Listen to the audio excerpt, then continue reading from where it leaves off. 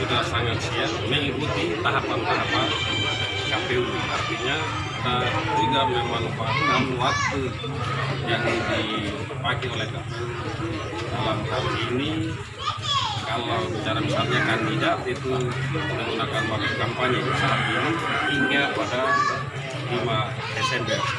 Nah, jadi Koko kita akan menggunakan waktu itu juga untuk menyaksikan, karena di Koko itu menggunakan istilah atau melakukan sosialisasi. Kita akan melakukan sosialisasi di 117 kampung dan kelurahan.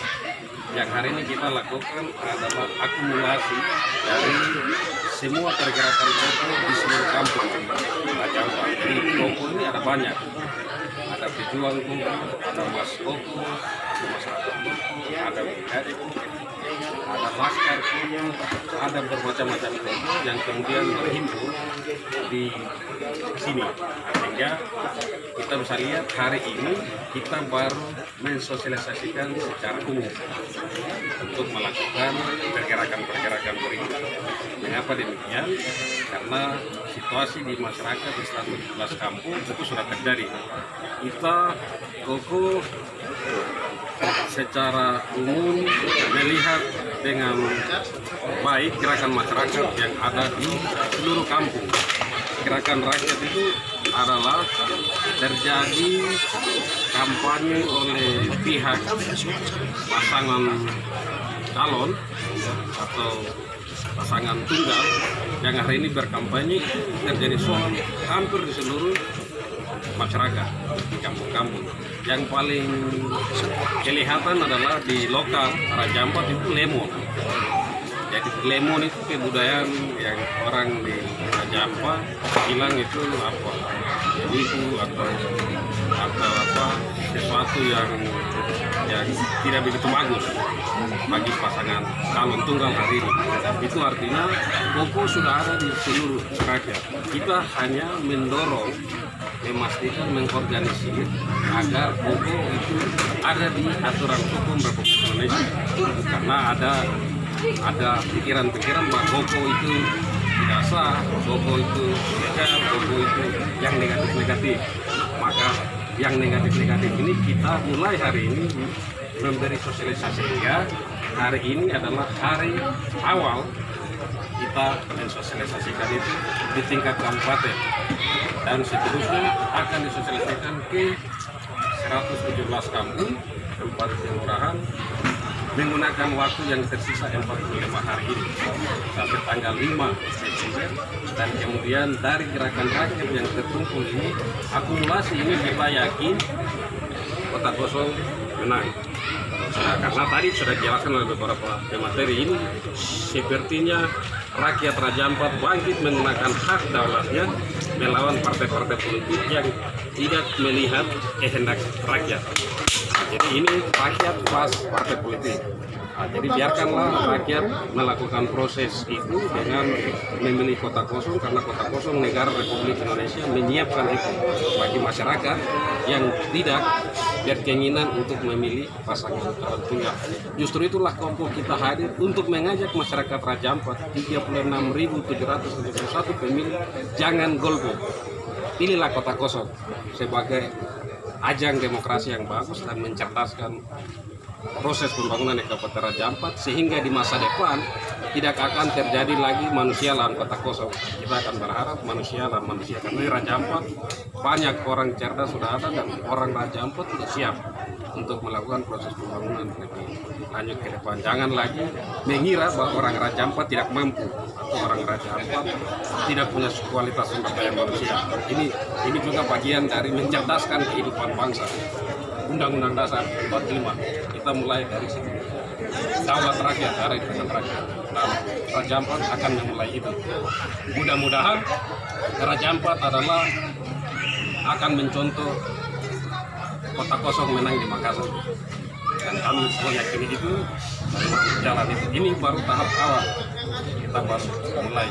Aisyah yang hari ini selama ini diam, dari proses ini kita membangkitkan masyarakat yang sedang tidur, yang sedang ragu-ragu bahwa hukum menjamin bahwa Kota Kosong sah. Jangan ragu-ragu, datang ke TPS untuk memilih Kota Kosong, karena kita itu sah dan tidak melawan hukum. Itu yang penting pertama. Begini Ketua, tadi kan ada pertanyaan-pertanyaan dari beberapa masyarakat di pertemuan tadi. Ketika pemilihan itu terjadi tanggal 9 Desember, apa persiapan tim relawan itu sendiri dalam konservasi? Artinya dari tadi kan ada perbedaan. Siapa yang nanti akan melindungi suara daripada kota kosong itu sendiri? Ya, kembali ke Undang-Undang Dasar 45 bahwa daulat rakyat itu ada di tangan rakyat. Rakyatlah yang akan mengawasi jalannya proses demokrasi dan pemilihan. Raja Ampat bukan hidup di tahun-tahun yang dahulu. Raja Ampat orang sudah sangat cerdas. Sekarang teknologi membantu kita. Terjadi sesuatu di DPS hari ini, HP bisa merekam. Dan ini sangat terbuka. Kita bersyukur kepada negara bahwa negara memberi akses informasi dan akses teknologi yang hari ini juga dikuasai oleh orang-orang Raja Ampat. Jadi di TPS akan bisa diawasi. Saksi yang bersaksi dusta itu akan bermasalah, itu hukumnya pidana. Dan Anda bayangkan ketika masyarakat mengawal TPS dan semua menjadi pemantau, itu kita akan melihat bagaimana kualitas demokrasi yang akan naik. Dan ini pengalaman yang luar biasa yang akan dicoba. Jadi kita tidak ragu terhadap masyarakat Raja Ampat. Raja Ampat masyarakat sudah hebat, sudah maju. Bisa dilihat kemarin terjadi kebangkitan ketika Mes Manggara bergerak, kampung-kampung lain juga merespon. Sampai terakhir, saya umumkan ke PNS, Wahyu Utara bergerak. Itu sudah terjadi sangat dekat sekali, hanya beberapa menit kita sudah tahu. Nah, sehingga ketika pemilu diumumkan di kertas ke-1 Plano, di papan kami sudah tahu. Dan barang siapa merubah itu kena pidana. Dan kemudian kami yakin pelaksana hari ini KPU maupun Bawaslu akan mengawal ini. Karena kota kosong ini amanat undang-undang yang harus dilindungi, harus dijaga, dan pilihan rakyat harus dikawal. Dan kami percaya terhadap demokrasi, kami percaya terhadap lembaga-lembaga yang akan melakukan proses ini. Karena ini bukan barang baru di Raja Ampat.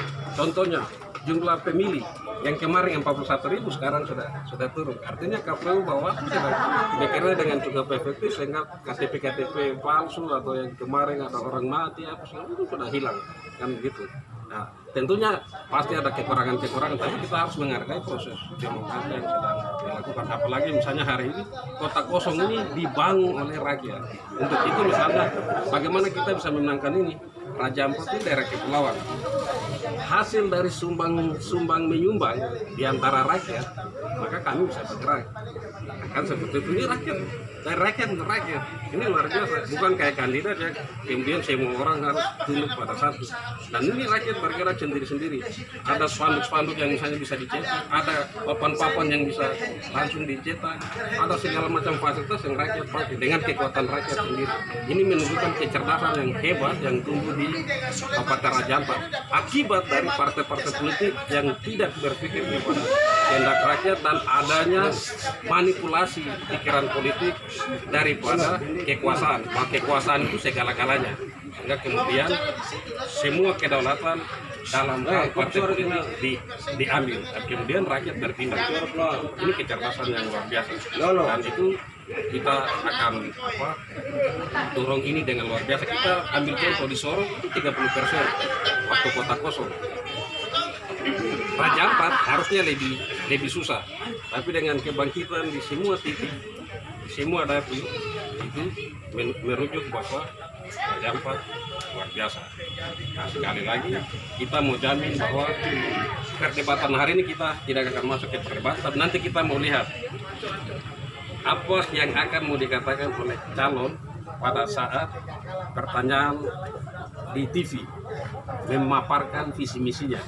Nanti di situ kita bisa lihat, karena itu akan menjadi pembanding bagi rakyat, karena calon ini bukan orang baru yang track recordnya tidak kita lihat.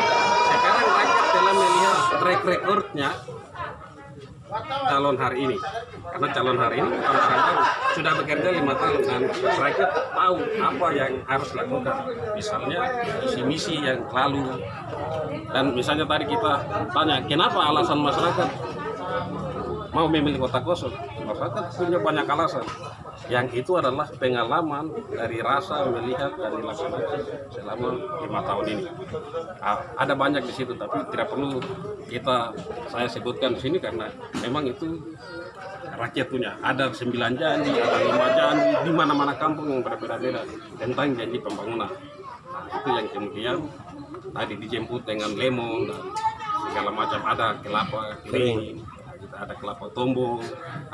Kira seperti kita mau pergi pramuka begitu, ada di bawah itu. Tapi ya itu bagian yang sekarang kita Kota Kosong baru lakukan. Dan yang terpenting adalah Kota Kosong ini rakyat Raja Ampat bergerak bersama dengan kelompok adat. Hampir semua kelompok adat ada di sini. Adat ini yang punya rakyat begitu. Adat ini punya rakyat. Partai politik itu hanya datang memenangkan suara rakyat kan begitu. Jadi kita cukup yakin sebagian masyarakat adat ada di Kota Kosong karena masyarakat adat ini merasakan posisi itu. Jangankan masyarakat adat di Kota Waisai, masyarakat Nusantara, adat Nusantara juga merasakan hal yang sama. Sehingga di situ terjadi dukungan-dukungan yang kuat. Sehingga tanggal 9 Desember kita cukup yakin untuk menang. Nah, kita hanya mau bilang sama calon kandidat untuk tidak perlu pusing dengan Kota Kosong karena partai politik semua ada di sana. Jadi kampanyekanlah visi misi mereka, apa yang mereka mau buat untuk Raja Ampat. Kota Kosong ini tidak ada struktur seperti strukturnya partai politik. Ini hanya masyarakat Raja Ampat, masyarakat adat, dan masyarakat adat Nusantara yang kumpul untuk mau melihat, mau membandingkan proses demokrasi dan proses pembangunan itu sendiri. Nah, sehingga kita berharap demokrasi Raja Ampat akan sukses, sehat, tidak terjadi malapetaka di jalan. Tapi saya juga mau ingatkan, jika di tim lain masih mau bicara bahwa Kota Kosong adalah ilegal atau tidak sah, saya mau katakan bahwa itu perbuatan tindakan melawan hukum negara Republik Indonesia.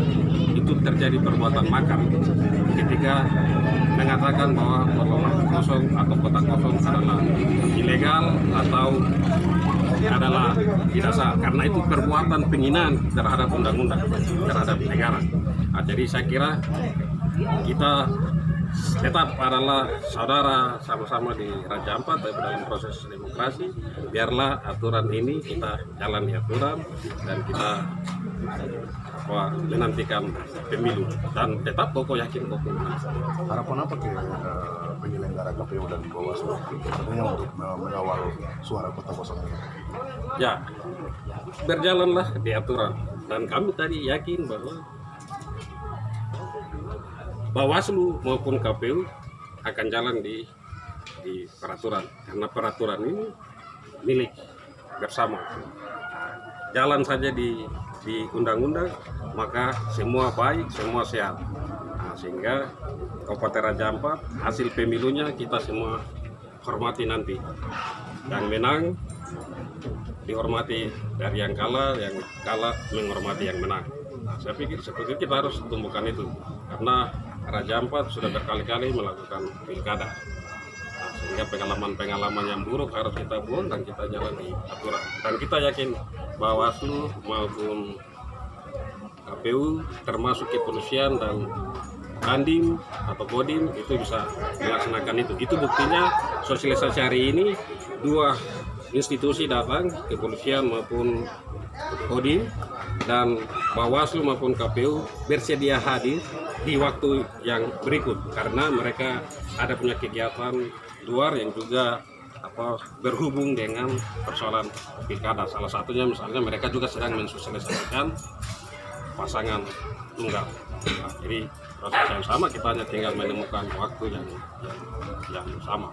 Bahkan bila perlu saya juga mengusulkan kita bisa berkoordinasi atau bisa berdiskusi dengan tim calon tunggal. Maksudnya apa? Supaya kita jalan tegak lurus sama seperti tadi dengan aturan yang ada di KPU maupun Bawaslu. Ya itu paling dasar. Untuk kemenangan Kota Kosong itu berapa persen target?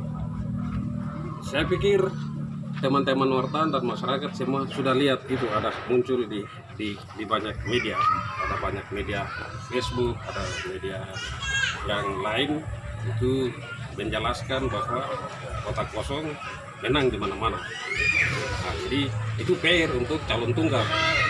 Itu PR untuk calon tunggal. Jadi PR-nya bukan untuk Kota Kosong, karena Kota Kosong kan tidak punya struktur seperti strukturnya calon tunggal yang lengkap dengan kepartaiannya. Dan tugasnya tugas politik. Kalau yang Popo ini tugas sosial kemasyarakatan, tidak ada tugas politik di situ, tapi berada dalam situasi politik dan ada dalam situasi politik. Jadi itu rakyat yang bicara. Jadi biarkan rakyat bicara itu, dan kita sangat yakin Popo punya kekuatan yang harus diorganisir untuk 117 kampung. Hari ini seluruh kampung sudah ada pos Kota Kosong. Nah itu kira-kira yang bisa saya sampaikan. Untuk rencana tim pemantau sendiri, Tim pemantau kami punya 2 tim pemantau itu tersebar area di seluruh Raja Ampat yang segera kita daftarkan untuk diakreditasi dan dilaksanakan.